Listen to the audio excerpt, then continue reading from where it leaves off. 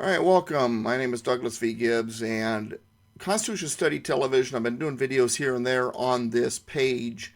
And with the advent of the coronavirus, March of 2020, I've had to cancel my Constitution classes for a few weeks because folks are not necessarily wanting to get together in groups. And the governor, Gavin Newsom here in California, has ordered us not to get together in groups and so on and so forth. So I thought, okay, this is the opportunity to put the Constitution classes online. Now, I'm not going to be in front of the classroom with my whiteboard. I will give you visual information as necessary, but I'm going to go through the classes and go through the Constitution just like I do with the classes. So we'll call this one Lesson 1.1, Introduction to the Constitution. Now, if you would like to follow along, you can either download my document, and I'm going to put a link for you to be able to download it, or at least copy and paste it for the lesson number 1. There's 21 lessons, and we're going to probably take 2 or 3 videos or more to go through each lesson. Or you can purchase the book, which is now on view there on the side. The Basic Constitution, which is basically the lessons in a book form. The chapters and the lessons don't necessarily coordinate exactly. In other words, chapter 1, I think some of the chapters are split up a little bit, but for the most part, it's the same information. So if you want to purchase that on Amazon.com or BarnesandNoble.com, The Basic Constitution by Douglas V. Gibbs is available for your purchase.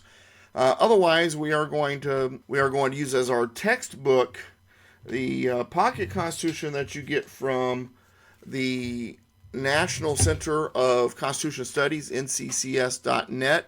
So if I talk about a page number, a Pocket Constitution, this is the one I'm talking about. If you don't have this version of a Pocket Constitution, but you do have a Pocket Constitution, the page number may not correlate, but the section number or the article number will. If you would like to purchase these, they're about $1 a piece at nccs.net, or you can buy them for cheaper a piece if you buy them by bulk. Once again, nccs.net, the National Center for Constitution Studies, to get your Pocket Constitution, which will essentially be our textbook.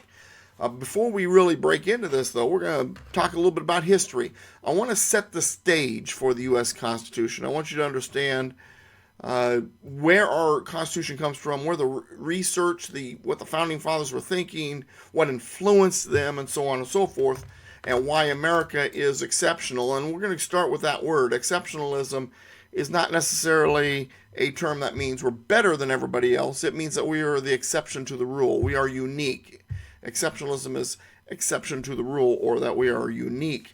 And in fact, in your handout in lesson number 1, and I'm looking for it real quick through the lesson, I at the end have also glossary items where I give you the definitions of certain words, and so terms that we are going to discuss. So one of them we're going to start with is the Magna Carta. This is the great charter of English liberties, forced from King John by the English barons at Runnymede in June 15th, 1215.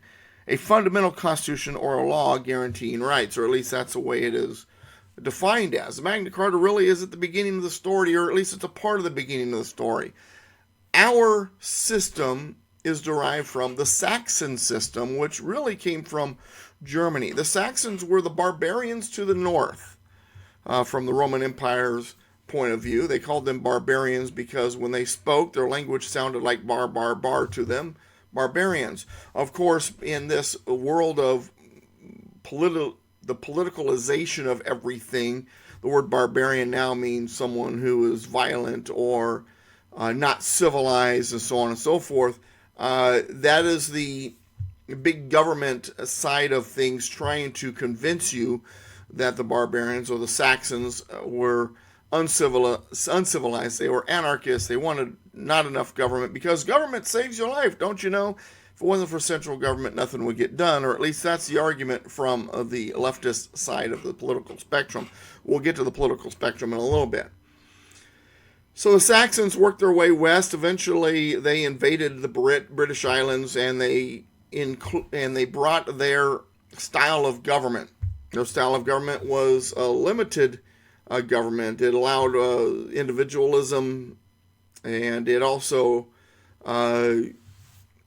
considered liberty as being an important component, that your rights were natural rights, that your rights came from nature. Now, England, being a Protestant, or at least down the road, a Protestant society, took the beliefs of the pagan Saxons, combined it with their Christian ideas, and so eventually the idea of natural rights became that your rights came from God, which makes sense. If they're natural, they exist in nature, that means they come from God, because God is the creator of nature. And since God created nature, that means he created your rights, and he gave them to you. You're entitled to them in the sense that the creator endowed you with those rights. So you're entitled to them because the creator gave them to you. I'm not entitled to them in the sense of the word entitlement today, that government must guarantee or give them to you. Your rights are your possession. Once again, these are terms that have been scrambled a little bit because of the leftist idea that possession is a bad thing, but don't worry, government gave them to you idea. No, your rights are your possession. This is a anti-central system idea that your rights belong to you, and they're not there to protect your rights or guarantee your rights. They're there to secure your rights, which we'll get into in more detail later down the road. Your rights belong to you. They are your possession. And the Magna Carta was a part of that. The English Bill of Rights followed that in 1689 after the 1688 Glorious Revolution. The Glorious Revolution is the only revolution in history that changed government without a shot being fired. It was a peaceful revolution. Peaceful revolutions are possible. And the Glorious Revolution of 1688 is that example. 1689, the English Bill of Rights emerged from that, which enumerated rights to the Englishmen. These rights that have been enumerated also proclaimed to be from God, God-given. So our founding fathers, since they were Englishmen, came from this history. They understood limited government, that your rights were given to you by God because of the Magna Carta, because of the English Bill of Rights. That was a part of their history, part of their upbringing. So first of all, this didn't take research. This was something they knew as Englishmen, which is why during the years preceding the American Revolution, they appealed to the king as Englishmen. Said, hey, we're Englishmen. We have these unalienable rights that you in Parliament are not giving to us, or you're restricting here, and we want to be treated as the Englishmen we are, not as second-class citizens because we're on the other side of the Atlantic Ocean. They appealed to the king as Englishmen because they understood they had rights. They understood. See, the rest of the world, the other countries, those who were not influenced by the Saxon ideas, did not believe that their rights came from nature or from God. They believed their rights came from government because it was the king's realm. And the king ruled over everything. Now, there was an alternative, I shouldn't say alternative, there was another system that had also developed, very much like the Saxon system, that we also took a lot of our cues from, the Mosaic system. Go to the book of Deuteronomy in the Bible. The Hebrew nation. They also developed an idea of liberty, rights coming from God, innocent until proven guilty, and all of those things, just as the Saxons did. Interestingly enough, these two separate systems emerged, but had nothing to do with each other. One was given by God, God's chosen people. The other one was a pagan society, but ultimately the idea was that all of those rights and freedoms came from nature, which then translated later on in the Christian society, Christian Protestant society of England, as coming from God. So we have the two greatest influences on our system, the Saxon system and the Mosaic system, both proclaiming identical ideas, identical concepts, identical principles, which eventually led to Americanism and these American ideas and principles that the founding fathers developed based on their knowledge of the Saxon system, their knowledge of the Mosaic system, and also their research of the world around them and successful and failed governments of the past. All right, that said, I want to read a couple things that I wrote just to help you understand it. James Madison and Thomas Jefferson drew inspiration from the doctrines of the British Constitution, or in what were called English liberties. So once again, Englishmen, it appealed to the king as Englishmen, so on and so forth. Now, the development of the English colonies were destined to really be like this, a free market system and a system of liberty, because also the way we developed was unique and different from the rest of the world because of those systems. Let me back up a little bit. The Spanish Empire that had emerged thanks to Columbus discovering that there was a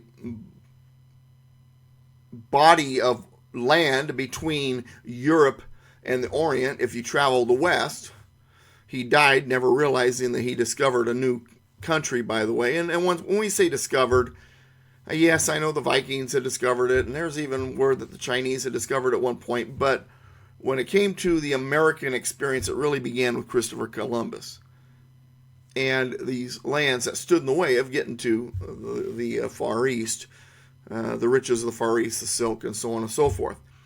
And so the Spanish really were the first ones in the New World. And this was an attempt, the whole reason why Spain funded this Italian's journey, Columbus was an Italian, was because Ferdinand and Isabella, after expelling Islam out of Spain, unfortunately Spanish Inquisitions did that to the Jewish people as well, they sought to reunite Spain, because Spain was separated in different fiefdoms, so to speak, and different provinces, and they were all independent and separate, and they wished to unite Spain into one country, and they needed something that they could all unite behind, and the Columbus's trip and the subsequent empire became that unifying item. Now, the thing about it is Spain went to the New World as conquerors. They sent their military. It was all, for the most part, all men. And they were there to pillage the New World of silver and gold for its riches.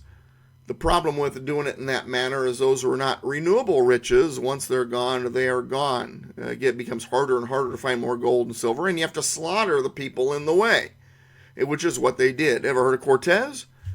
I always crack up when I'm told by people that, you white people, slaughtered the Indians. Well, actually, it was the Spanish, which, yes, Spain is in Europe, but these are the ancestors of the Latinos, really, that were the ones that were slaughtering the Indians. And even I get criticism for using the word Indians. Oh, they're Native Americans. Not really. They came over from a land bridge originally, so even they are not native to this land. But that said, I'm going to use my terminology. If you don't like it, find another channel to watch. All right, anyway, so Spain created empire through conquest. The English king, watching this, realized that, that empire was expensive, it was hard to hold together, and there was a limit on the riches. Eventually, the riches would run out. Plus, it was costly to even create it in the first place. So what the English king did is something different, and this once again influences what we developed and became. He issued charters.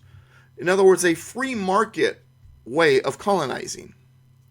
The charters were offered to investors. If the investors' investment worked out in the New World, then in the long run, the riches coming from the New World through cash crops and things like that, things that are renewable, would then result in riches for the country because they could now tax it. But if it fails, the country, England, does not lose money, the investors did.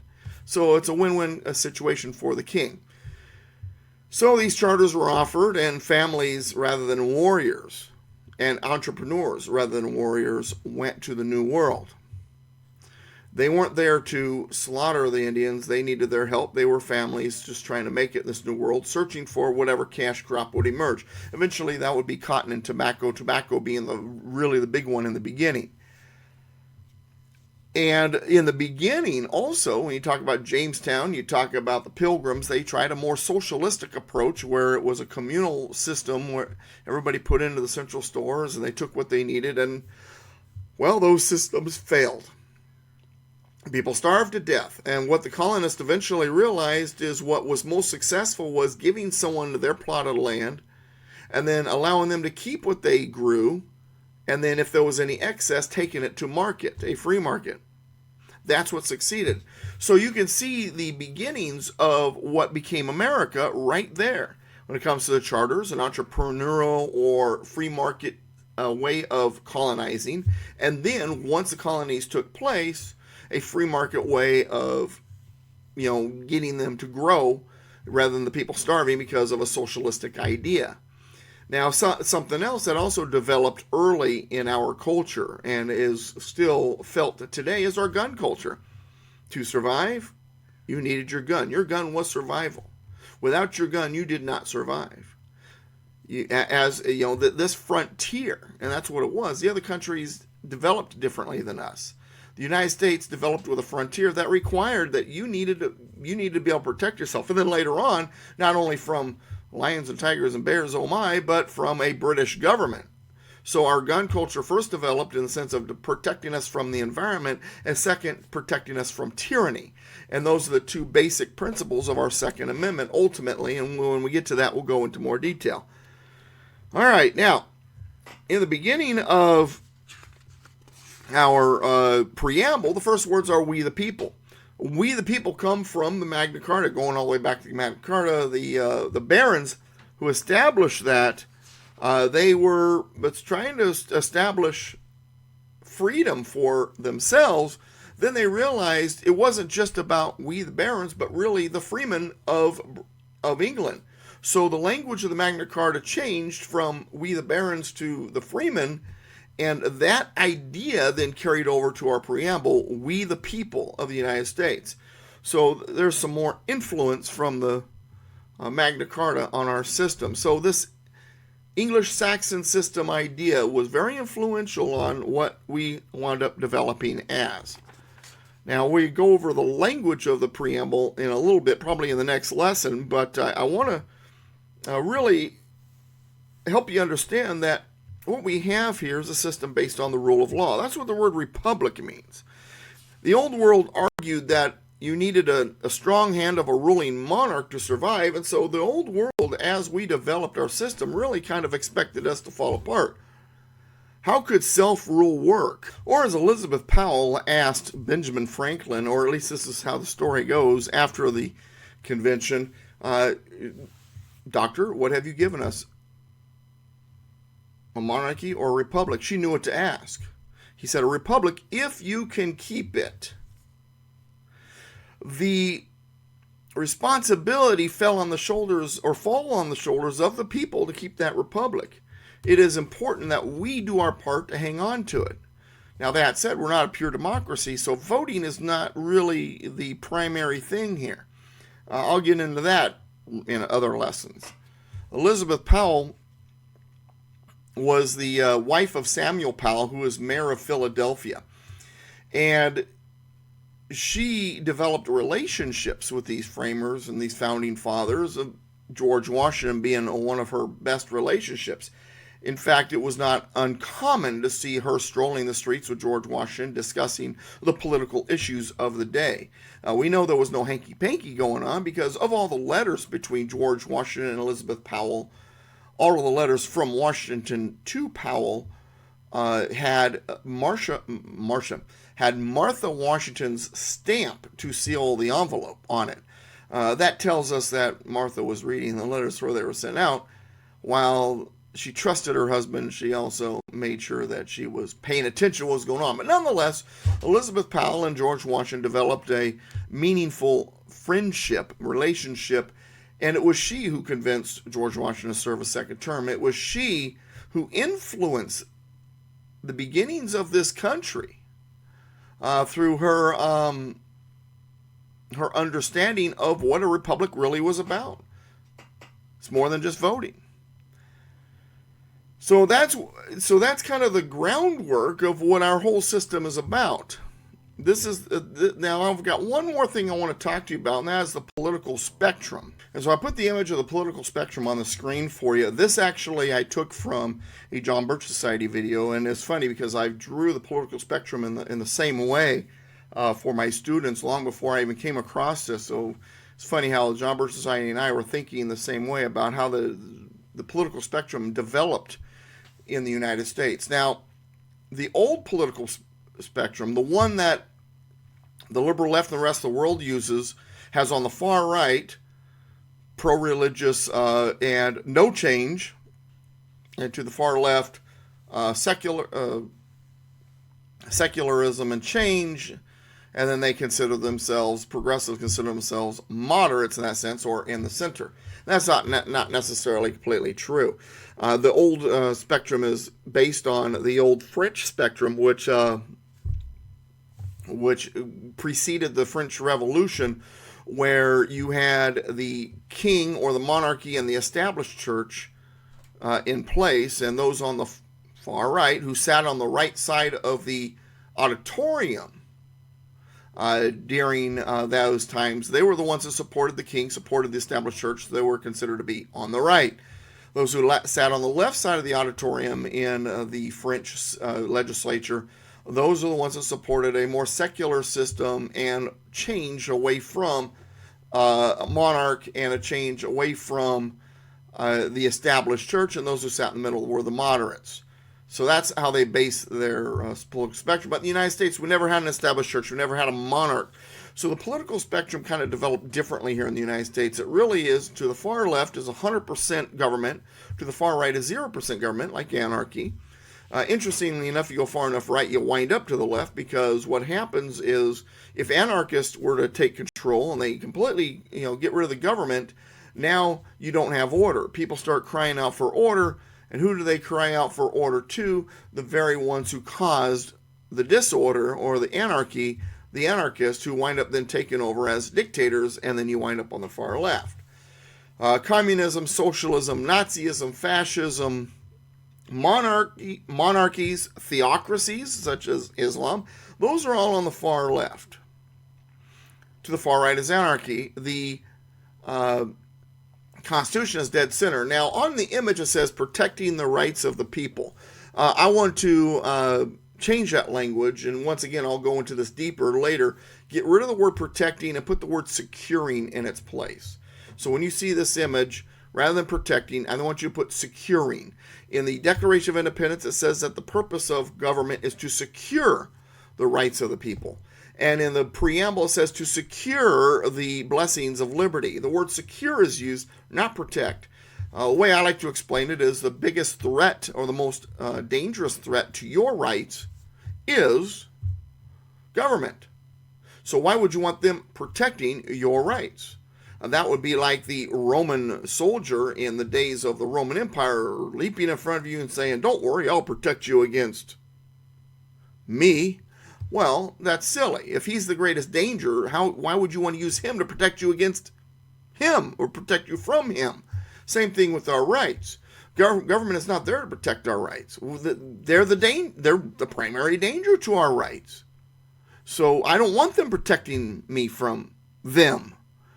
They're there to secure my rights. The term secure being to keep them in place in my possession. My rights belong to me, so their job is to secure my rights in my possession by restraining themselves and others from dislodging those rights from my possession. All right, so the political spectrum. So you got your image there. Where do you think? Where do you think the Republican Party or the Democrat Party or democracy or a republic is on that particular image there? Well, I would say that both the Republican Party and the Democrat Party are slightly to the left, the Democrat Party being further to the left than the Republican Party. To the right would be democracy, pure democracy. Democracy is actually less government influence in our lives, because everything depends on the vote. But democracy, like anarchy, is a transitional system to 100%, to tyranny. Because what happens is once the people are fooled, they vote in those who they believe will restore order or secure order, and then they, in the long run, allow tyranny to take hold. And that's the reason why the framers of the Constitution did not make this country a democracy or a tyranny of the majority, or as Thomas Jefferson said, where 51% could vote away the rights of the other 49%. All right, so that's political spectrum. We have a system that, with our Constitution, it's dead center on that political spectrum.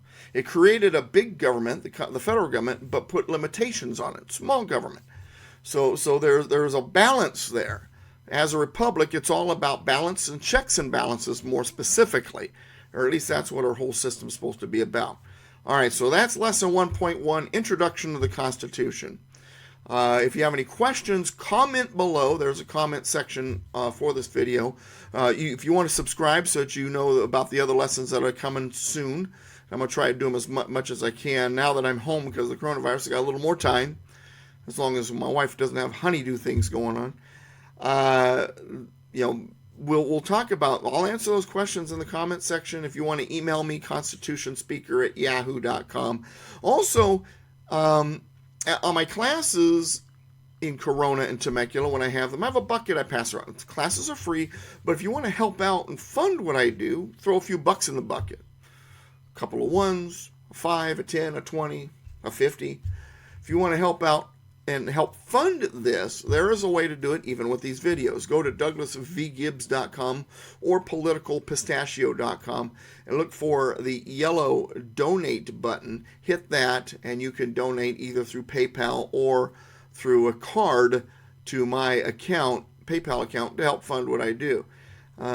Normally that helps pay for fuel, books, pocket constitutions, putting those into schools, things like that. And would appreciate any help that you can give. That said, that ends this session. We're going to go into an introduction of the preamble on the next video, where we'll start breaking down the language of the preamble. Still, we're in lesson 1. I'll call that one lesson 1.2, and that's all it has to do with these lessons, which I hand out at the classes. Once again, the language of that lesson will either be available in the text of this video or at a link. I'll determine once I get the video up on YouTube here. But if you want those lessons, you can also, once again, you can buy my book, The Basic Constitution, which you see right there on the screen. That is those lessons in a book form. It's a $20 book. It has everything you need. That way you don't even have to download the lessons. That all said, until next time, God bless. Where we go one, we go all. God bless America. God bless you. One united we stand, combined we kick. But one more thing. I forgot to say this. I'll say it right here at the end. They say, Doug, why are you teaching Constitution classes? Or beyond that. We got to do whatever we can to save our republic. Well, it's like that broken down car in the driveway. You can start turning the wrenches all you want, but unless you understand how it's supposed to properly function, you'll probably do more damage than good. Yes, action is required, but if you don't know what actions to take or what your goal is, what type of system we're supposed to have in place, it's all for naught. We need to understand our U.S. Constitution. We need to understand our system. And so we need to learn this Constitution so that we can properly put our system in the proper place to restore it to its original luster, so to speak. So that's the reason why I do this. Once again, thank you for watching. We'll come back on the same channel with lesson 1.2 very soon. As I am able to, I will make these videos. If you have any questions, once again, comment section or constitutionspeaker@yahoo.com. Be sure to subscribe, hit the notification bell. Once you do that, that'll let you know when new videos are up, or just come back and check this page every once in a while. I'll also, if you're on my email list, I will send out emails every time I do a new video. If you go to politicalpistachio.com, on the right sidebar, there's a link for you to join the email list. So you can do that as well. Or just check Political Pistachio, because I'm also going to put these videos on that website. All of that said, see you next time. Thanks for watching. I'm out.